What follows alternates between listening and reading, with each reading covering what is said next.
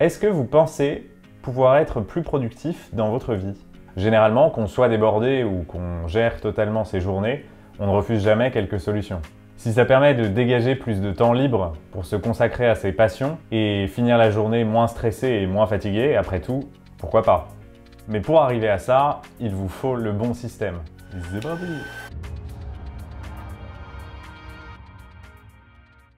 L'ère industrielle a permis à toutes les industries productrices de biens d'intégrer de nouvelles technologies et de nouvelles organisations avec pour principal but de toujours améliorer leur productivité. Mais la productivité, est-ce que vous savez ce que c'est? Eh bien, c'est le fait de produire le plus de choses possible avec un minimum de ressources nécessaires. Aujourd'hui, avec Internet et la digitalisation de l'économie, on voit de plus en plus de personnes à leur compte qui cherchent à améliorer leur productivité. Leur but n'est pas nécessairement de dégager plus d'argent. Ils veulent aussi pouvoir avoir du temps libre.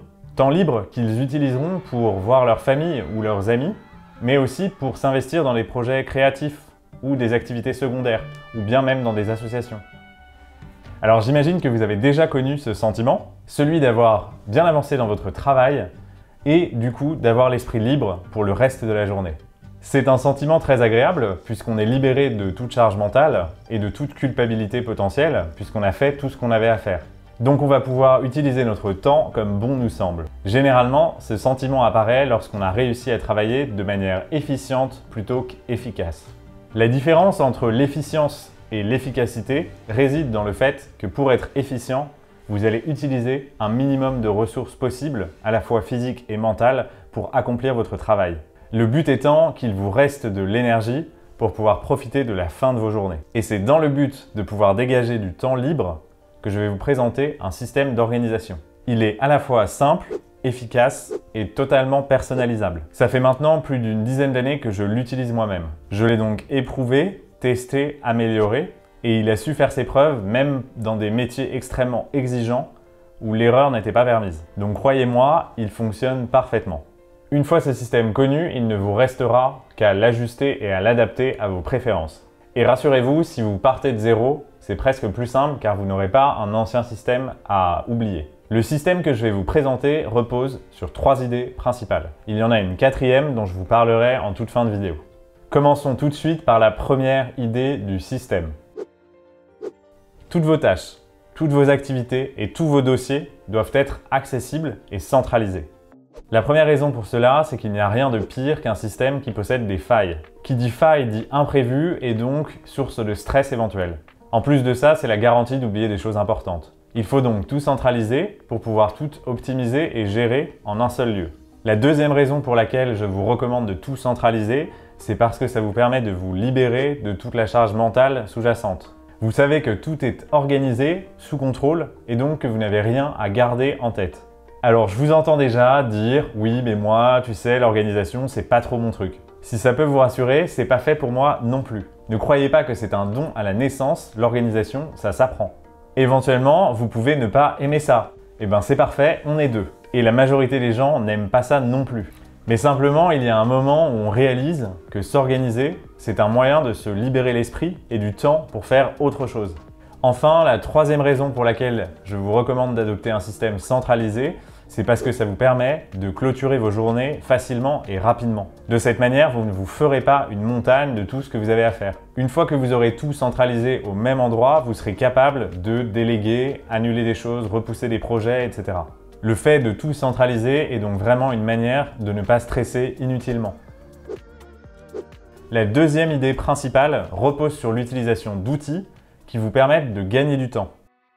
La pire erreur que vous puissiez faire, c'est de commencer à utiliser des outils qui vous font perdre plus de temps qu'ils ne vous en font gagner. Ce n'est pas à vous de trouver tous les moyens possibles pour utiliser un outil qui n'est pas fait pour vous. Rentrons dans le concret. En termes d'outils, il y a un trio gagnant. Les 3 outils sont donc une liste de tâches, une to-do list, un agenda, un calendrier et un outil de prise de notes ou un pense-bête. Pour la liste de tâches, soit vous utilisez une application, soit un format papier. L'avantage de l'application, c'est que vous pouvez l'utiliser partout, tout le temps et que vous conservez un historique. Ça permet aussi d'intégrer des tâches récurrentes et de ne pas perdre d'informations d'un jour à l'autre. Et en fin de compte, aujourd'hui, j'utilise une application qui s'appelle Te2, je vous mets le lien dans la description, et que j'utilise pour toutes les tâches récurrentes et non urgentes. En plus de cette application, chaque soir, je prépare ma to-do list du lendemain sur laquelle je note la tâche principale que je veux accomplir au minimum pour le lendemain. Ensuite, chaque matin, je la mets à jour si besoin et je rajoute une ou deux tâches secondaires au cas où je termine ma tâche principale pendant la journée. Ensuite, le deuxième outil est le calendrier ou un agenda. Alors pour le calendrier, je l'utilise pour noter donc tous mes rendez-vous et aussi les tâches que je dois accomplir dans la journée en bloquant du temps pour m'y dédier. De cette manière aussi, ça permet de prévoir du temps libre et donc d'en profiter pleinement. C'est aussi un moyen de limiter les distractions pendant la journée. Voilà, une fois que c'est dans le calendrier, je n'y pense plus et je sais que c'est prévu. De manière pratique, j'utilise le calendrier de Google qui va avec mon adresse mail et que je peux utiliser pour compartimenter les différentes activités que je peux avoir dans la semaine. Il y a un système de code couleur. À nouveau, comme pour la to-do list, vous avez le moyen de créer des tâches récurrentes. Tout ça permet d'avoir un rendu visuel assez rapide pour savoir de quoi est composée notre journée ou notre semaine. Alors peut-être que vous vous demandez quelle est la différence entre ma to-do list et mon calendrier, et c'est assez simple. Si jamais je dois me rendre quelque part, soit physiquement, soit virtuellement en visioconférence, c'est dans mon calendrier. Si jamais j'ai déjà décidé d'un moment dédié pour effectuer une tâche, c'est dans mon calendrier aussi. Donc dans ma to-do list, il ne restera que les tâches où je n'ai pas dédié un temps spécifique pour les réaliser. Enfin, le troisième outil, c'est l'outil de prise de notes ou le pense-bête. C'est un outil donc de prise de notes pour pouvoir noter toutes les idées qui vous passent par la tête pendant la journée ou bien prendre des notes à un moment spécifique. Personnellement, j'utilise une application parce que ça me permet d'y avoir accès n'importe où et n'importe quand et aussi de conserver un historique. Très spécifiquement, j'utilise l'application d'Apple, Notes, puisqu'elle se synchronise aussi avec mon iPad et mon ordinateur. Alors quelques conseils concernant les outils que vous allez utiliser. Surtout, allez au plus simple et commencez par mettre en place celui qui vous sera le plus utile à court terme. Vous aurez tout le temps d'implémenter le reste ensuite. Et si vous préférez tout garder sur papier, c'est pas un problème non plus, vous pouvez totalement le faire. Il ne faut pas que le remplissage de votre calendrier et de votre to-do list vous prenne trop de temps. Pour ça, il y a une règle très simple. Si une tâche vous prend moins de 2 minutes, faites-la immédiatement et ne l'inscrivez ni dans le calendrier ni dans la to-do list. Passons maintenant à la troisième idée principale de ce système d'organisation. La troisième idée principale est qu'il est crucial que vous répartissiez bien votre temps. Imaginez un avion qui vole tous les jours. Tous les jours, l'avion effectue un trajet grâce au pilote qui le dirige et à un mécanicien qui en assure l'entretien. Eh bien, la répartition de votre temps devrait être divisée entre ces trois rôles. Lorsque vous êtes le pilote, donc entre 10 et 15% de votre temps, vous devez vous concentrer sur le fait de planifier votre vol et de piloter l'avion. Vous devez donc avoir une vision plutôt moyen-long terme et globale. Lorsque vous êtes l'avion en vol, environ 80% du temps, vous êtes en train d'exécuter les tâches à accomplir à court terme, sans dévier de la direction et des instructions données par le pilote. Enfin, lorsque vous êtes le mécanicien, c'est-à-dire environ 5 à 10% de votre temps, vous devez vous assurer que vous êtes efficient. Ça passe par l'utilisation des bons outils et le maintien de votre système à jour. Il faut aussi que tout cela se fasse sans épuiser vos ressources pour que vous puissiez atterrir sans problème. Bon, je pense que vous avez compris cette analogie et il faut donc respecter cette répartition du temps.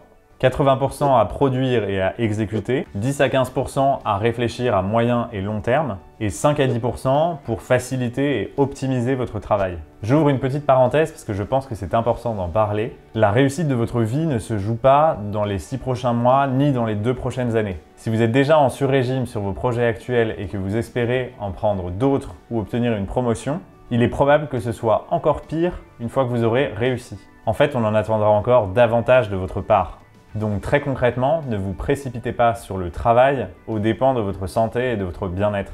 Revenons aux trois différents rôles, donc le pilote, l'avion et le mécanicien, puisque j'aimerais vous donner un dernier conseil par rapport à ça. Vous allez devoir endosser ces trois rôles au fur et à mesure de vos journées et de vos semaines, et il est donc important de réfléchir à comment s'y prendre. Moi par exemple, je sais que j'ai les idées plus claires le matin au réveil, et donc je vais m'atteler aux tâches les plus complexes et les plus difficiles à ce moment-là.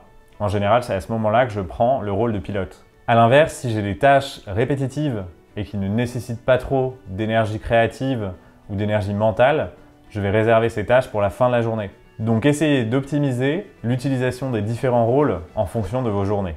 Bon, félicitations d'être arrivé jusqu'ici. Vous allez avoir droit à la quatrième idée principale, bonus. Ça peut paraître évident, mais pourtant on l'oublie si vite et si souvent.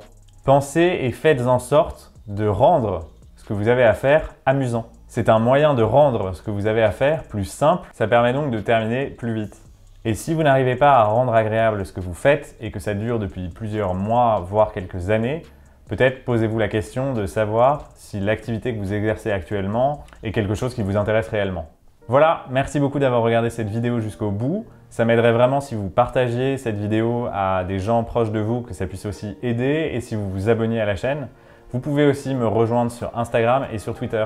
En parallèle de ça, je continue à écrire des articles sur mon site internet pour vous permettre d'être plus productif et d'avoir plus de temps libre.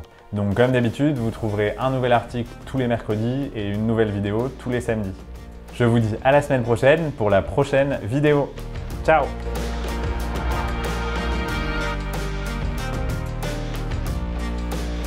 C'est parti! C'est parti! C'est parti!